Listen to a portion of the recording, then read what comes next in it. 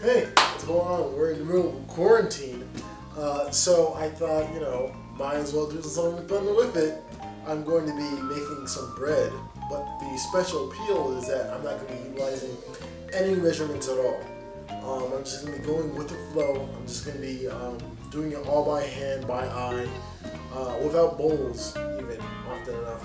So hopefully it turns out to be a good result. All right. You'll see the bread being made right now. Blah, blah, blah. Alright, we're about to get started here.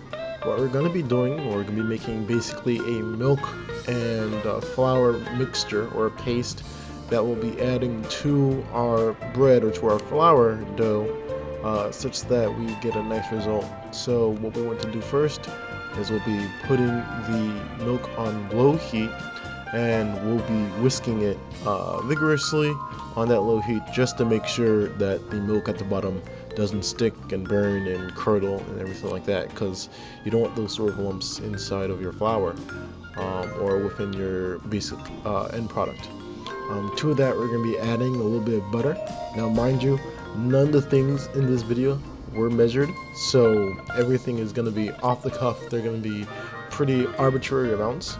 And this is just to show that anybody has the capacity to bake and everybody has the capacity to bake once you have these simple ingredients or simple techniques down.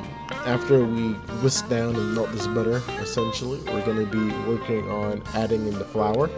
And when we add in the flour, we'll be just reducing that down until it becomes a paste. Right? So as you can see right here, we put it on low after the butter has been dissolved, and now we're adding in the flour bit by bit, and we'll be whisking that vigorously, sometimes on the heat, sometimes off the heat, for quite a while.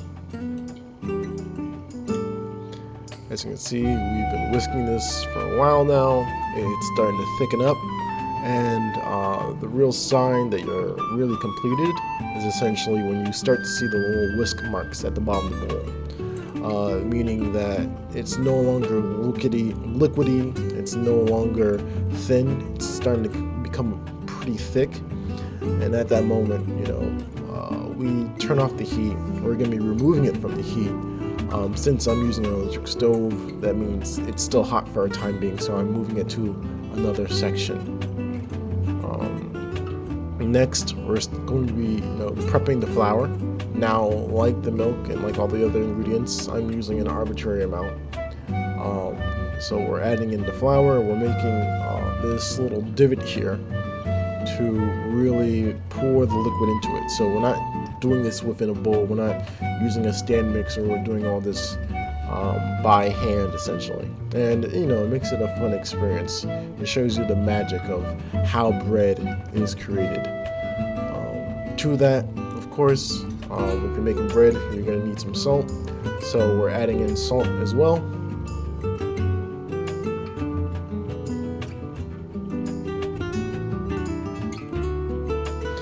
At this point, we've whisked the eggs, and we've seen that now that it's cold, it's gone through. And what we're doing here is that we're adding in the eggs and we're whisking it very quickly, because the mixture is still a little warm, and if we don't want that to curdle, the eggs to curdle, we have to whisk that very thoroughly so they're tempered correctly. After that, we just add in some of the yeast, and once that cools down enough, we'll be adding that to our flour and then mixing all that in. As you can see, we're vigorously whisking all that through to make sure we're getting a good and solid result.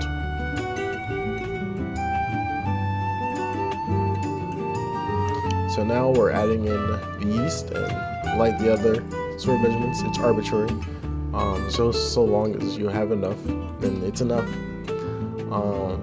And we're lightly mixing this in. We're not trying to be too hard about it. And we need the yeast because that's what creates the bubbles, essentially. It's what creates that sort of expansion mechanism for bread that gives it its light and fluffy texture. As you can see here, this is the divot that we created earlier of the flour. We're adding a little bit more because you want to see how much flour you need, and really when you're making a dough, you sometimes have to feel that out. Now we're going to be adding some of the mixture that we have here that we created, the egg and butter and flour mixture. We're adding all of that in, and soon enough we'll be mixing it in as well. Now,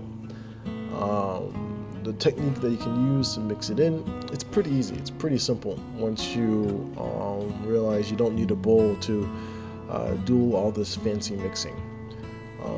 So what we're doing here is we're mixing it in very lightly, and we're taking bits and bits of the corners or the sides of this little divot or this little makeshift bowl here. We're mixing that into the flour and into our ingredients. Right now we're about to add in some brown sugar. The reason that we want to do this is because the yeast is going to need something to feed on, and sugar really acts as a really good ingredient for the yeast to feed on, so that it has a really good expansion. So that's why we're adding it into this point, really. And it also just helps generally with our mixing method. So as you can see, we're mixing that in. It's looking pretty nice. And we're taking the sides and the divots of the dough and of the flour to slowly incorporate that flour into the dough, right?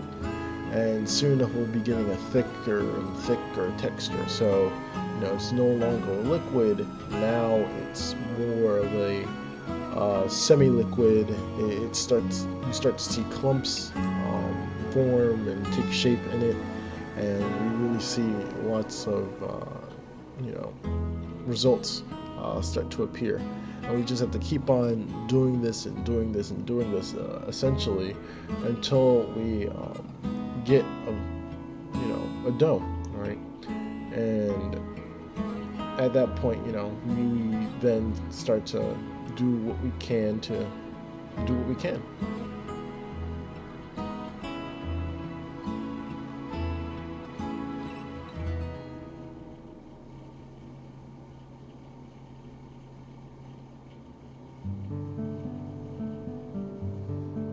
As you can see here, we're starting to get a little bit more bold with the adding because we see that the texture has gotten pretty solid, meaning that we know that nothing's going to run out and become liquid and then spill out to the sides.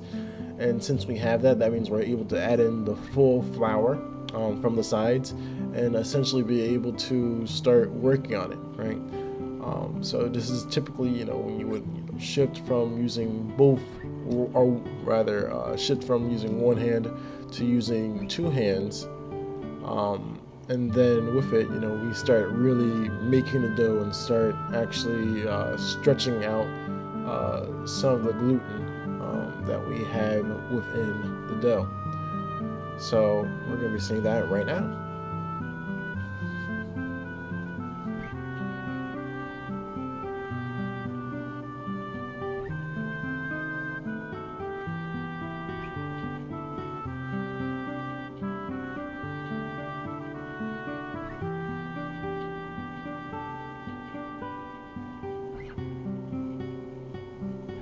As you can see, we're starting to use both of our hands. We're fast forwarding this because it can take some time to obviously enough knead and to really form your dough. But you can generally see this is what it looks like. We're trying to, incorporate as much flour as we can. And what's important here is that we know we might have to add more flour, and if we have something that's a little too sticky, or if you have something that's not up to par as we would like. See right there, we're adding a little more flour because it's a little too wet, a little too sticky still, and we really want to knead it in and make sure it gets a good texture and make sure it gets a nice amount of gluten strands developed within it, because that's what really creates that sort of texture that you're really looking for in bread.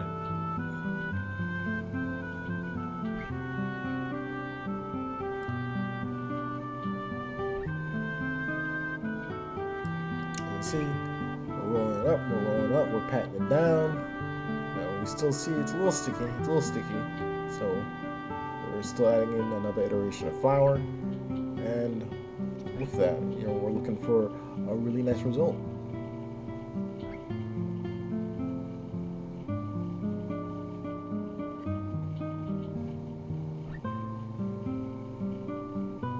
Alright, so we've finished forming our dough, and we've made it nice and clean, we've made it all nice and good, and at that point, now we're just going to wait for it to rise.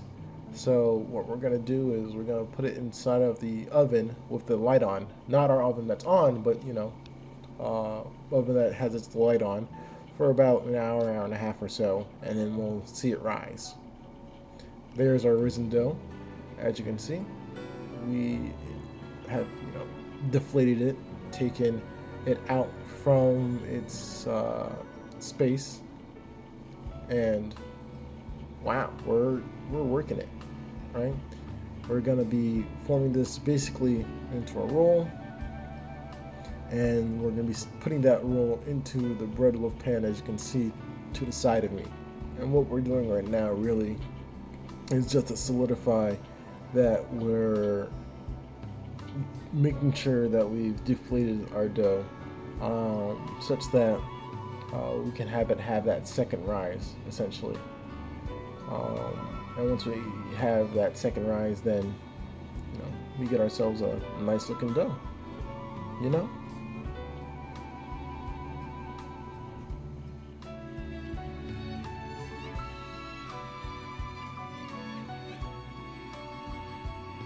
Bam, we plopped it all in, and we're gonna return this back into the stove, or into the oven for about another hour or hour and a half. We're gonna put a little bit of cling foil on top of it, so that we can make sure that it doesn't dry out while it's inside of the oven.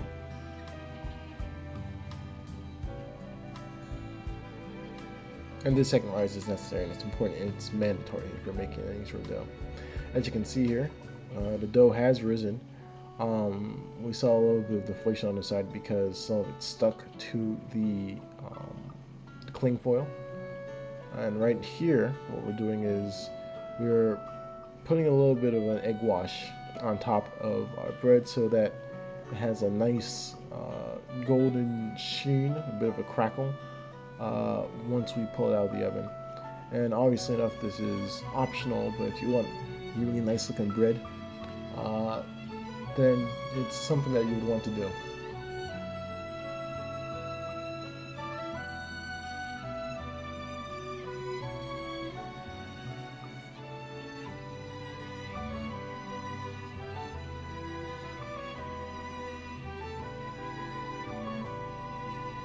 Now we're going to be putting this into a 350 oven for about 30 to 35 minutes. As you can see, we got a pretty nice result.